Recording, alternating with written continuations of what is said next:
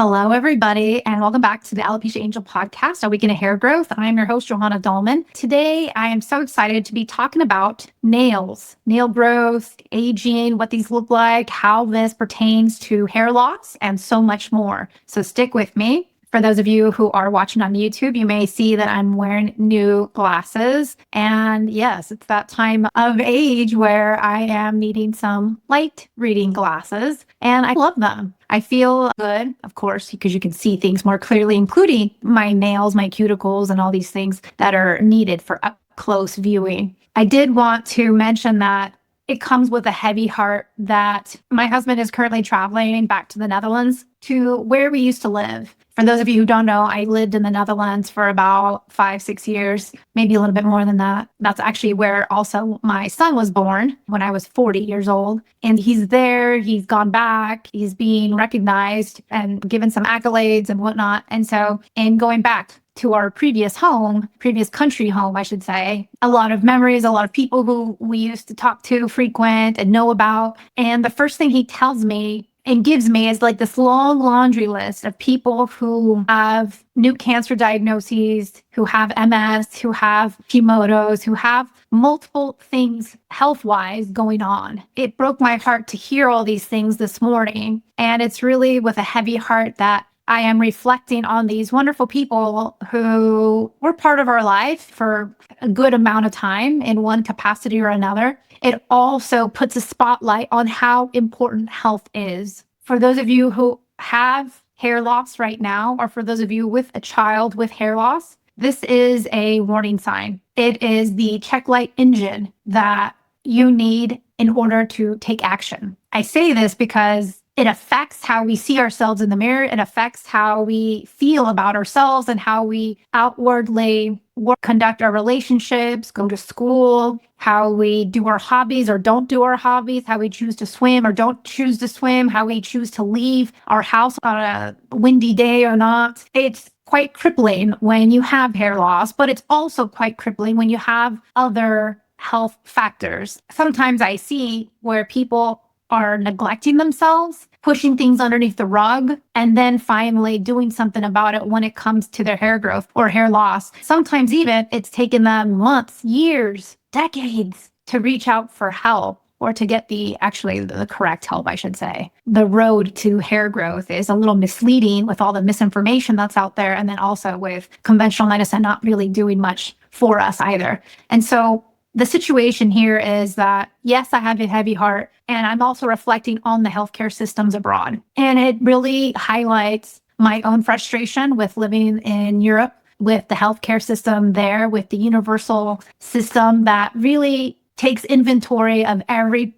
penny, euro, and budgets everything, but treats people last. You can find this in so many other countries. It's not just the Netherlands, where I had my own experience with that, but now I see my friends and people who I know are experiencing that as well. And so this is a situation, again, that brings me back to how priceless our health is, how priceless our hair is. And this is really a sense of urgency, a call to action that I'm telling you to do something about it now. The sooner the better, because it's not going to get better on its own. It's not going to get better with medications. There's multiple layers to this, multiple factors to this. And this is why I cover all the factors, all the layers. And I also include worldwide testing because this can be avoided. We can prevent these things. But I think the first step to all this is taking back the control and understanding that this is in your hands and not in somebody else's hands. And so I think that's a key first step. If you want resources, we have tons of free downloads for you. We have free trainings coming up. You need to be on our email list so that you can be given these free trainings, the links and the replays and anything else that you may need. I also offer free consultations. And so this is actually really important for you to move the needle, get going, and start your healing process sooner rather than later, because I will tell you, it doesn't get better on its own. It doesn't get better trying a gazillion things. It gets better with a strategy, with a strategic approach where you see exactly what's going on, look under the hood, because this check engine light is not going to turn off anytime soon until you look underneath the hood and really do a full inventory of what's going on. And that's what we do here at Alopecia Angel. So today's topic is nail growth. And sometimes marketing, magazines, beauty industry, sometimes it's our doctors and anyone else who likes to chime in and give their 2 cents, because that's what it is. It's 2 cents about aging and about how this affects our hair and how this affects our nails. And yes, there are some statistics, but you don't have to be a statistic. Yes, there are potentially some correlations, but it doesn't have to be that way for everybody. I'm a great example of this, but so are my clients. I'm in my mid-40s growing an inch of hair a month, an inch. And that's a lot. Yes, that gives me more frequent visits to the hairstylist, but that's okay. And I'm grateful for it because I'd rather be growing more than not growing at all, staying stagnant, or just the opposite with tons of hair loss. Nails are a preview and a window to our health, just like our skin, just like our hair. If you see somebody on the street, or if you know of somebody with the hair loss, or this could be even yourself with maybe potentially bad skin or even nails, these are warning signs. These are like that check engine light that I like to use as a reference for your car, but it's really for your body of like things not working the way they should be. And so take a look at your nails now and describe, do they look healthy to you? Are they yellow? Are they breaking? Are they jagged? Are they clear? Are they growing? Like, how often do you have to cut them? How often do you have to either give yourself a manicure or go get a manicure? How are they smooth on top? Do they have ridges? All these things tell us something. So let me give you some quick statistics. So nail growth slows by 50% over a lifetime, making it a reliable indicator of overall aging and metabolic health. Did you hear that? Metabolic health. These are things that we can modify and improve and optimize. We can upgrade this area so that your nails are healthier, your hair is healthier, everything is healthier from the inside out. Aging nails, and if you allow them to age, right, become brittle, yellow, thickened, and dull due to changes in keratin structure, decreased blood circulation, and of course, deficiencies. If you have poor circulation or a metabolic issue like hypothyroidism, your nails start to grow slower, develop ridges, and lose the visible half-moon shape at the base, called the lunula. When the lunula fades or disappears, it can be a sign that your body isn't getting enough nutrients or oxygen to support healthy nail growth. This is something also that I'm always looking for. I'm always looking at nails. I'm always looking at hair and skin. All these things, again, as I mentioned, are indicators to your current status of health. Lifestyle choices play a significant role in this. And we can also enhance the nail health and slow the signs of aging. Aging is going to happen, but the thing is, there's a big difference between your number age, your cardiovascular age, between the health of your internal system, age, and everything else. Fertility as well is a sign of how healthy you are and how healthy you're not. But just because, let's say, you're in menopause and the ability to have full fertility or procreate isn't there, doesn't mean that you're not healthy. It's a different life cycle, but it is definitely another factor to take into consideration. Because again, everything can be optimized. And think of this like a garden. And I'm in the midst of growing my garden. I'm in the midst of having my seedlings come out. I'm in the midst of trying to figure out where I'm going to plant my watermelon, my acorn squash, and so on and so forth. And at the same time, every vegetable or every fruit or vegetable that I choose to plant or herb does better in certain circumstances and does worse in other circumstances. And so you can try and error this in your garden, but you can also see exactly and understand how this happens naturally. And so this is part of the situation when we're looking at our health in general, when we're looking at our hair, our skin, and our nails all together. In a 1979 study published in the Journal of Investigative Dermatology, they examined the rate of nail growth and how this declines over a person's lifetime and what this means for aging. The link between aging and nails, researchers found that they followed linear nail growth of 192 women and 79 men, ages 10 to 100, to determine how aging impacts this biological process. The findings revealed a consistent and predictable decrease in nail growth speed over a lifetime with a clear connection to overall physiological aging and metabolic slowdown. Nails grow faster when you're younger. The study found that human nail growth reaches its peak in the late 20s before gradually slowing down at the rate of 0.5% per year. By the time a person reaches 100, their nail growth has declined by roughly 50%. Now, this is average. I know if you're listening to me, you want to be above average. And this is why you are listening to me, so we can get the healing, so we can get the hair growth, so we can get the nail growth, so we can get all of our systems ramped up, optimized, and at a higher level, because this is possible for you. So one striking aspect of the study was the discovery of long-term nail growth cycles. So just like hair growth cycles, we also have nail growth cycles. Researchers observed alternating 7-year periods where nail growth either slowed gradually or declined sharply, showing that aging is not a simple linear process, but follows a rhythm influenced by deeper biological mechanisms. And just with that, the hair cycle is also very similar. It has a growth phase, a pause phase, a drop-off phase, and it cycles every so often. Environmental lifestyle factors play a role, also diet. The study found that nail growth rate responds to changes in temperature. So when temperatures drop below 32 degrees Celsius, which is 89 degrees Fahrenheit, nail grew at a rate of 2.0 millimeters per week. When skin temps dropped to 16 degrees Celsius, which is 60 degrees, growth plummeted per week. Chronic conditions play a role, as we know.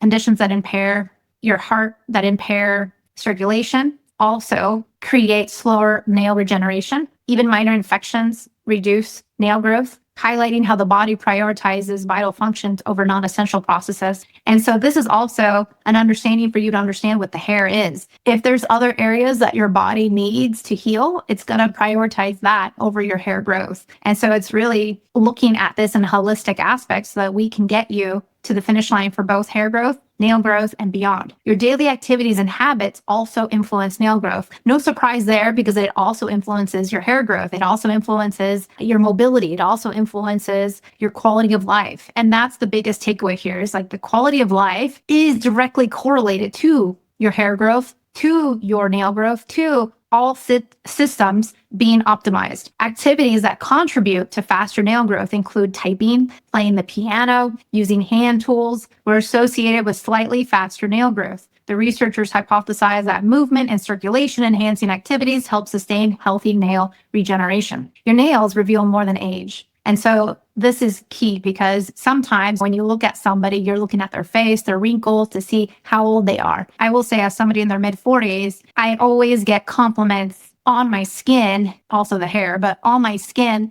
because I don't look my age. I have health trackers that tell me my biological age is one age, but then my biometrics on the inside showcase that I'm 7 to 10 years younger on the inside. And this is definitely possible to happen. And so imagine, so let's say you're 50 years old. So your body on the outside is 50, but your skin, your hair, your heart, your muscles, everything can be and feel and look, be measured at 40. That's huge, or at 30 even. And so this is great, because then you are truly upgrading your health from the inside out on all different levels. And then really you're tracking this. And there's ways to do this, and we teach you all inside the Hair and Heal program. You can go visit my website, alopeciaangel.com, to learn more about that. Nails weaken as a part of aging. The findings highlighted how nails progressively weaken, change color, and develop ridges as part of the natural aging process. Additionally, the study identified nail disorders that become more prevalent in older adults, such as fungal infections and brittle nail syndrome. Common denominator. The research found that 98 out of the 100 participants exhibited at least one noticeable nail change. The most common included dull, pale, and lusterless appearance, affecting 73% of the group. Other changes in nail health among the elderly, examples include increased brittleness, thickening of the nail plate, and the development of prominent ridges.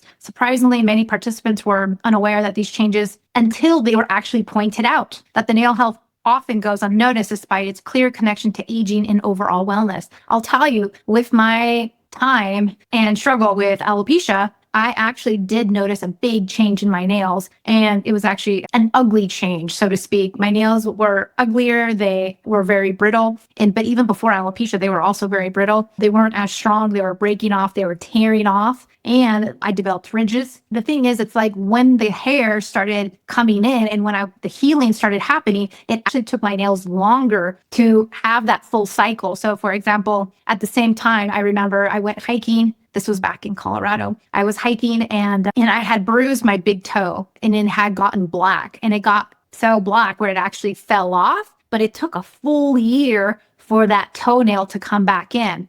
And in the same way, it took like a full year for the nails to actually come back in and for those ridges to go away. You could see it like incrementally, little by little, that the nails were growing and getting cut, growing, getting cut, growing, getting cut. But then it took more than a year, just about a year, for that full cycle to happen, for you to have, or for me to have, I should say, a full nail bed, a full new beautiful nail versus the old ugly one that I had. So just like a snake sheds their skin, and just like you can heal from alopecia, the healing of the nails can happen. And granted, it might take a little bit longer than the actual hair process for sure, because that nail process is extremely slower than the hair process. In the Hair and Heal program, I see people start to develop hair growth in 2, 3, 4, 5 weeks, whereas the actual nail process of regenerating completely would take over a year. So that gives you an idea of what's going on. A shift happens also in the nail composition. The study revealed that calcium levels in aging nails increased while iron levels decreased. This imbalance affects nail hardiness and flexibility, making them more prone to cracking and splitting. Additionally, the nail bed, the tissue beneath the nail plate, undergoes changes with age, blood vessel thickening, and reduced elasticity. These structural shifts contribute to slower nail growth and a greater likelihood of nail abnormalities. And there's tons of different nail abnormalities. I've seen them in my professors when I was in college. One of them had almost clubbed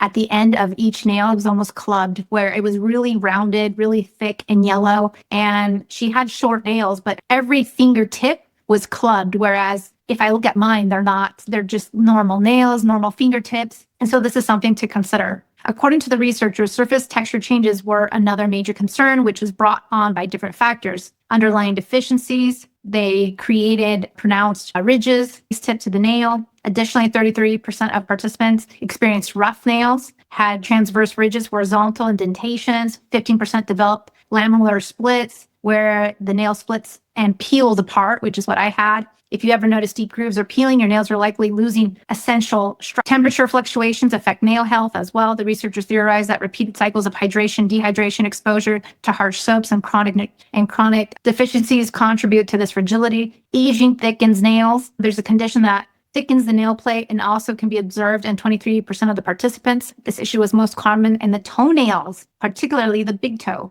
where pressure and reduced circulation contribute to excessive buildup. Thickened nails are more difficult to trim, often leading to discomfort and an increased risk of fungal infection. So how to strengthen and restore aging nails? Well, a couple of ways. First, the Hair and Heal program. This is where you're upgraded from the inside out on all areas, not just your hair, but we focus primarily on the hair, of course.